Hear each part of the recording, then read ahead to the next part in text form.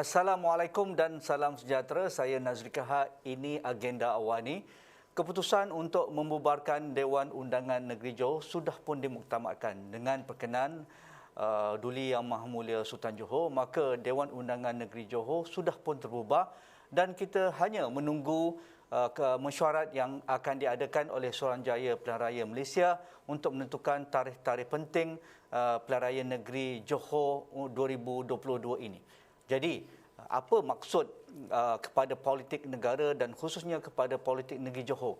Walaupun majoriti di kalangan kita mengharapkan tidak ada lagi pilihan raya selepas yang terakhir pilihan raya negeri Sarawak kerana kita masih berhadapan dengan COVID-19, negara masih dalam proses pemulihan akibat pandemik COVID-19 dan kebangkitan ataupun kemunculan varian Omicron agak membimbangkan dan ekonomi baru saja pulih dan kegiatan ekonomi dan juga sosial baru mula aktif, tetapi kita terpaksa berhadapan dengan politik dan pilihan raya negeri Johor yang terkini.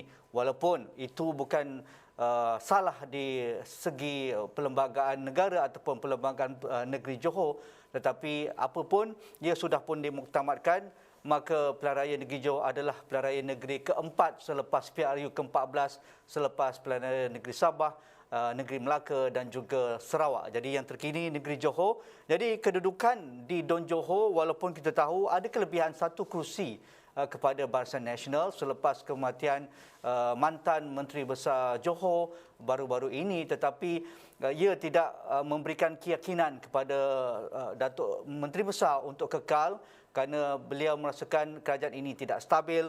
Bila-bila masa sahaja dari sekarang pembangkang boleh menarik sokongan dan akhirnya terbubar DUN, dan sebab itu beliau mengusulkan pembubaran Dewan Undangan Negeri kepada Sultan Johor. Jadi untuk melihat situasi ini dan real politik di sebalik keputusan yang besar ini, saya akan bersama dengan Profesor Dr. Azizuddin Maksani yang datang dari Universiti Utara Malaysia pada hari ini, Profesor Politik dan juga Hubungan Antara dari UUM. Terima kasih Prof atas masa yang diberikan untuk sudi bersama agenda pada malam ini. Prof, jadi ini sudah pun desas-desus ni kita dah dengar sejak 2-3 bulan lalu, dan yang terakhir dalam masa seminggu dua ini memang panas dan begitu menggelegak sekali, dan akhirnya 2 hari lepas sudah pun dimuktamadkan. Jadi nampaknya Barisan Nasional di bawah kepimpinan Menteri Besar berkeyakinan bahawa jalan yang terbaik adalah membubarkan DUN, dan dari situ BN dan UMNO akan mendapatkan mandat yang lebih besar untuk menuju untuk membentuk kerajaan dan juga menuju pilihan raya negeri yang akan datang. Jadi perkiraan ini adalah sudah pun kita jangkakan ataupun bagaimana?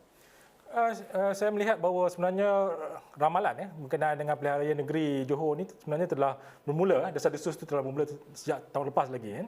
Dan cuma mungkin dari segi bila ataupun timing pilihan raya negeri ini diadakan kan.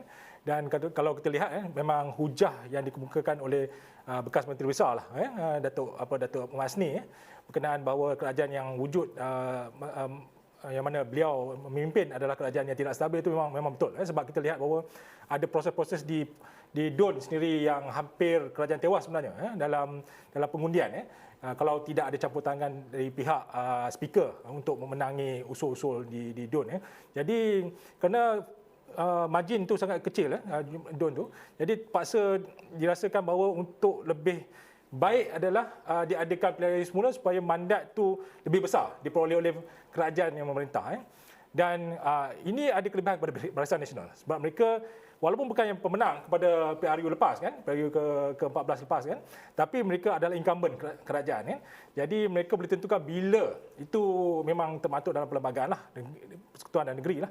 Maksudnya Menteri Besar boleh menentukan bila masih sesuai untuk diadakan pilihan raya negeri dan mereka merasakan inilah masa terbaik sebab melihatkan banyak faktor banyak faktor dari segi kekuatan parti mereka itu sendiri dan track record momentum yang mereka ada dalam pilihan raya negeri dan pilihan raya kecil yang diadakan sebelum ini, mereka menang dan di kesempatan ini melihat bahawa kecemerlangan yang mereka perolehi di Melaka misalnya dengan menangi 2/3 DUN di Melaka, mengharapkan momentum itu kekal. di Johor ini. Dan dikala juga pembangkang sedang berpecah, terlampau banyak sangat parti sekarang ni. Dan juga ada PN, Perikatan Nasional, ada Pakatan Harapan dan sebagainya. Jadi mengambil semua faktor ini, merasakan inilah masa terbaik untuk mereka mengadakan pilihan negeri dan boleh memenangi mandat yang lebih besar. Itu strategi saya lihat yang ingin dicapai oleh Barisan Nasional. Jadi mengapa sebenarnya kalau kita ataupun lihat dengan lebih mendalam lagi, Prof, pilihan raya negeri Johor ini terpaksa dilakukan? Kenapa tidak perlu tunggu pembubaran bersama dengan pilihan raya umum ke-15, sedangkan kita tahu tempoh Dewan Undangan Negeri dan juga Dewan Parlimen adalah sama dan waktunya sudah pun matang dan boleh dibubarkan bila-bila masa saja dari sekarang. Jadi mengapa agaknya Johor ingin membuat awal tidak bersama untuk melakukan pilihan raya umum bersama dengan peringkat Parlimen? Saya rasa faktor paling utama, dia ada banyak faktor, tapi faktor yang paling utama saya melihat bahawa kekuatan Barisan Nasional itu banyak bergantung kepada kekuatan pengundi tegar di Johor itu sendiri. Dan pengundi tegar ini tak banyak, mungkin dalam 30 ke 35% saja. Dan dirasakan sudah cukup untuk memenangi sebahagian besar daripada majoriti yang diperoleh oleh Barisan Nasional nanti di Johor. Dan dalam masa sama juga tumpuan jentera. Kerana kalau kita lihat di Melaka, di Sabah dan juga di Sarawak, terutama sekali di Melaka lah, tumpuan jentera seluruh negara berkumpul di Melaka ketika itu. Dan keadaan yang sama juga akan tercapai lah, akan terjadi di Johor. Dan ini memberi kelebihan kepada parti yang memang sedia ada, kita tahu, kuat dari segi jentera dan juga kewangan. Dan ini terletak kepada Barisan Nasional. Dan perkara ini sebenarnya bukan baru berlaku. Kalau kita lihat sebelum PRU 14 dulu pun, kita lihat banyak pilihan raya kecil dan pilihan raya negeri memang dibandingkan oleh Barisan Nasional kerana faktor ini. Jadi saya rasa ini ada penyumbang terbesar kepada Barisan Nasional untuk memastikan pengundi memastikan kemenangan lah mereka di Johor ini. Cuma faktor PRN Johor ni satu perkara yang menarik, iaitu ada undi 18 yang agak besar berbanding dengan kalau kita lihat Melaka ada berlaku pertambahan dalam 400 pengundi saja. Tapi kita di Johor ni kita lihat ada pertambahan hampir 750,000 pengundi muda. Jadi ini yang membimbangkan bukan saja Barisan Nasional tapi semua parti. Jadi ini dijadikan testing ground kepada semua parti termasuk Barisan Nasional nak melihat perspektif orang muda ni ke arah mana. Jadi ini yang saya rasa menariklah kalau sebagai penyelidik saya melihat ini satu perkara yang menarik. Cuma kelebihan masih tetap pada Barisan Nasional kerana mereka boleh merencanakan kempen dan strategi mereka gunakan sebelum ini berjaya boleh diterapkan di Johor dan memastikan mereka menang lebih besar mandatnya kali ini. Dari senario yang kita lihat, keputusan Menteri Besar Datuk Seri Hasni membubarkan Dewan Undangan Negeri Johor seolah-olah mengenepikan pakatan yang mereka gabungkan sekarang, iaitu ada PAS di situ, ada jumlah ADUN Bersatu yang mendukung beliau sebagai Menteri Besar. Nampaknya dari reaksi segera dari semua parti-parti sokongan ini, mereka merasakan tidak dibawa berunding. Maksudnya Menteri Besar dengan gabungan daripada ketua-ketua bahagian UMNO Negeri Johor sudah pun membuat keputusan dan juga rakan dari MIC dan juga MCA untuk membubarkan DUN. Satu lagi dari sudut autonomi, nampaknya Menteri Besar tidak merujuk ataupun mendapat restu daripada peringkat persekutuan, walaupun mungkin bukan dari Perdana Menteri Datuk Seri Ismail Sabri. Jadi real politiknya bagaimana UMNO sebenarnya bergerak untuk merencanakan perjuangan ataupun survival politik termasuk yang terkini membubarkan DUN di negeri Johor? Saya rasa signal untuk diadakan pilihan negeri ini datang daripada parti UMNO itu sendiri. Kalau kita lihat Datuk Seri Hasni pun dia sebelum membawa keputusan untuk bertemu dengan Sultan Johor, beliau berunding dulu dengan ketua-ketua bahagian di semua bahagian di Johor, ketua bahagian UMNO, dan selepas itu beliau membuat keputusan. Jadi saya rasa sama adanya kerjasama dengan parti-parti lain, saya rasa UMNO sekarang ini masih terbuka sebab dia masih lagi mengharapkan parti misalnya PAS bekerjasama dengan mereka. Walaupun hakikatnya kita tahu bahawa UMNO di Johor tu tak perlukan PAS. Cuma PAS boleh membantu memenangkan lebih banyak lagi undi dan juga kerusi lah di Johor itu. Cuma kita kena faham bahawa realiti PAS itu sendiri sudah bersama Perikatan Nasional. Agak sukar untuk melihat mereka keluar. Jadi Perikatan Nasional tu kekal begitu dan terbukti juga di Melaka sebelum ni begitu keadaannya. Dan Pakatan Harapan pun kita tahulah ada 3 parti atau 4 parti dalam Pakatan Harapan. Cuma kita nak melihat sama ada berlaku lagi parti-parti lain gabungan. Seperti mana kita tahu ada Parti Muda, Warisan, Pejuang, Parti Bangsa Malaysia, Parti Kuasa Rakyat, macam-macam parti Putra, sama ada mereka mahu membentuk gabungan atau mereka juga bertanding, bersaingan. Kerana saya melihat bahawa lagi banyak parti yang bertanding, lagi memecahkan undi, ini sebenarnya bagi kelebihan kepada Barisan Nasional untuk menang. Jadi ini perencana yang memang dijangkakan oleh Barisan Nasional dan mereka merancang sangat teliti sebenarnya melihat ada kepentingannya diadakan pilihan raya negeri ini berasingan kerana ia akan beri kelebihan kepada mereka untuk menang lebih besar di Johor. Yang kita tahu Johor adalah kubu kuat, tempat lahirnya UMNO, dan mereka ingin balik, pulangkan balik kira macam maruah mereka sebab tewas pada pilihan raya lepas, dan ini masa terbaik untuk mereka memenang dengan lebih besar dan merampas balik Johor untuk diperintah oleh Barisan Nasional.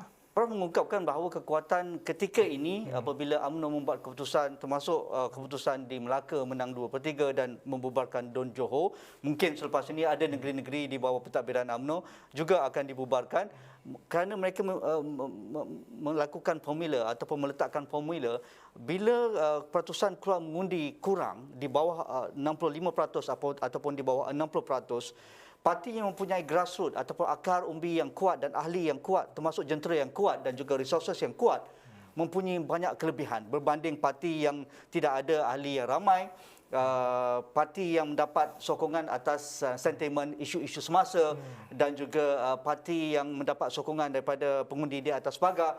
Ternyata sentimen 2018 itu tidak kembali dalam beberapa seri pilihan raya kecil dan juga pilihan raya negeri.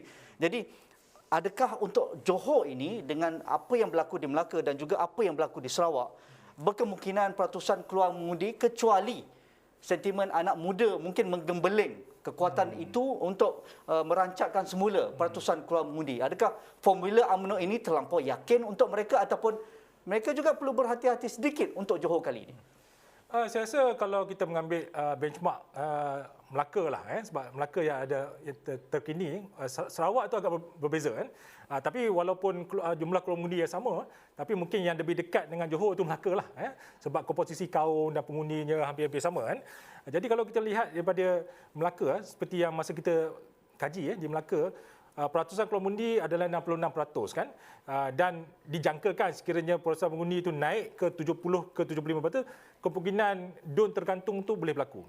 Dan cuma kalau lebih pada itu dijangkakan Pakatan Harapan ada peluang untuk menang sebab kebanyakan yang tidak keluar mengundi itu pengundi-pengundi Pakatan Harapan pada pilihan raya umum yang lalu Jadi keadaan yang sama mungkin berlaku di Johor ni. Dan peratusan mungkin jatuh dan biasanya jatuh pada pilihan raya kecil, pilihan raya negeri memang biasanya peratusan tak sama macam pilihan raya umum yang agak tinggi 86% kalau kita lihat lalu Cuma yang membezakan kali ini undi 18. Ini yang saya rasa menarik.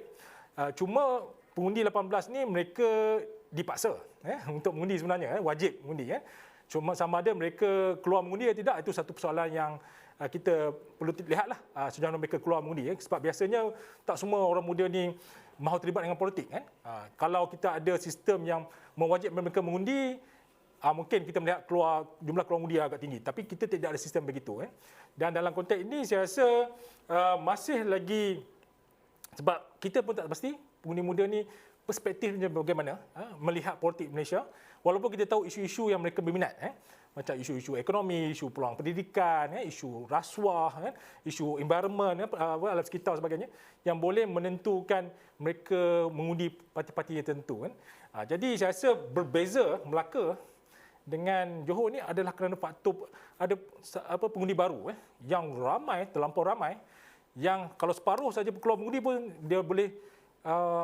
swing keputusan ni sebab kalau kita lihat kalau kita lihat pengundi muda ni mereka ni melihat bahawa sebab mereka tidak ada affiliation yang agak dekat dengan parti politik Jadi parti-parti yang bukan tradisional pun ada peluang untuk berjaya. Dan kalau kita lihat bahawa kalau pilihan raya umum yang lalu terdapat 30 kursi di DUN 30 daripada 56 kursi di DUN Johor itu adalah dimenangi oleh dengan kadar yang agak marginal. Maksudnya jumlah kecil, majoriti. Dan dengan kemasukan pengundi muda ni, dia boleh swing ke mana-mana parti yang dia rasakan mereka cuba untuk menangkan parti tersebut.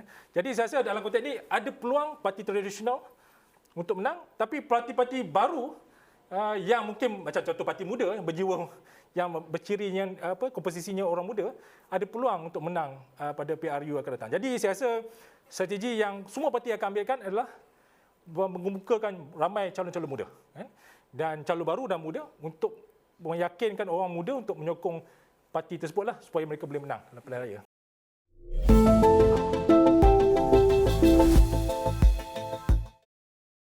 Selain daripada faktor untuk menarik pengundi muda, menampilkan calon muda yang beraspirasikan agenda orang muda dan sebagainya, isu yang menghantui sepanjang kita melihat pilihan raya kecil dan juga pilihan raya negeri yang berlaku ketika kita melalui pandemik COVID-19 adalah SOP pilihan raya dan juga keterbatasan pergerakan rakyat untuk balik ke kampung ataupun pulang mengundi. Itu jelas apabila berlakunya pilihan raya negeri Melaka dan juga pilihan raya di negeri Sarawak, kerana rakyat masih takut dengan situasi COVID-19 dan SOP yang ditetapkan oleh pihak SPR dan juga KKM itu agak ketat dan memang ketat pun apabila tidak ada langsung rally ceramah, tidak boleh berkumpul dalam satu tempat yang jumlahnya ramai dan sebagainya.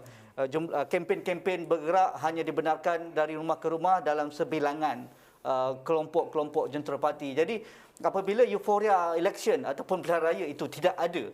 Jadi satu lagi faktor yang membebankan rakyat adalah untuk keluar mengundi, kerana mereka tidak rasa ada pilihan raya di keliling mereka. Dan kalau di Melaka itu sampai ke tahap ada pengundi-pengundi di kawasan bandar. Kita ingat orang bandar ini terbuka dan juga sentimennya mereka cakna dengan pilihan raya. Mereka menganggap pilihan raya ini tak perlu kerana esok lusa ada pilihan raya lagi. Mereka ingat sama macam pilihan raya umum. Sedangkan pilihan raya negeri kalau dah selesai 5 tahun lagi akan menunggu. Sama juga di Johor ini. Jadi betul apabila hari mengundi mereka tidak keluar. Jadi bagaimana Prof merasakan pengundian juga akan ditentukan faktor keluar mengundi daripada sentimen masyarakat dengan hal politik semasa di negara kita? Sebenarnya kita masih lagi menunggu apa perkembangan daripada pihak Suruhanjaya Pilihan Raya berkenaan dengan SOP, sebab SOP ini boleh berubah-ubah, tak semestinya sama seperti di Melaka ataupun di Sarawak dan mungkin juga tidak macam di Sabah, sebab Sabah telah terbuka seperti pilihan raya biasa Tapi saya rasa mungkin ada SOP yang dikenakan Tapi yang kita tahu bahawa memang banyak kritikan terhadap SOP khususnya di Melaka, sebab Melaka saya hadir dan tengok sendiri semua parti sebenarnya mengkritik SOP yang terlampau ketat sehingga kan nak menemui pengundi pun agak sukar khususnya di kalangan calon kerana ada kekangan calon muda misalnya ataupun calon baru untuk diperkenalkan kepada pengundi sebab mereka tak kenal, jadi interaksi itu tak ada Jadi tapi yang jelas kita lihat pada Melaka dulu dan kalau diamalkan juga di Johor, sekiranya contohnya macam ceramah tidak dibenarkan, ceramah kelompok ke ataupun ceramah umum, saya rasa ini akan menjejaskan peluang contohnya macam Pakatan Harapan sebab yang memang banyak bergantung pada ceramah untuk menarik sokongan bukan selalunya ceramah pun bukanlah semua orang tempatan pun pergi tapi orang luar yang datang banyak menonton ceramah ni. Tapi daripada ceramah ni isu-isu dibangkitkan dan disebarkan melalui media sosial, ini yang menggerakkan momentum wave tu ataupun gelombang untuk kemenangan terutama calon Pakatan Harapan yang sebelum ni mereka menggunakan kaedah ini secara efektif Jadi sekiranya ada SOP yang ketat, mungkin SOP itu sebenarnya akan menjejaskan peluang semua parti, tapi lebih menjejaskan peluang-peluang parti yang memang ada secara tradisinya menggunakan kaedah-kaedah macam yang saya sebut tadilah.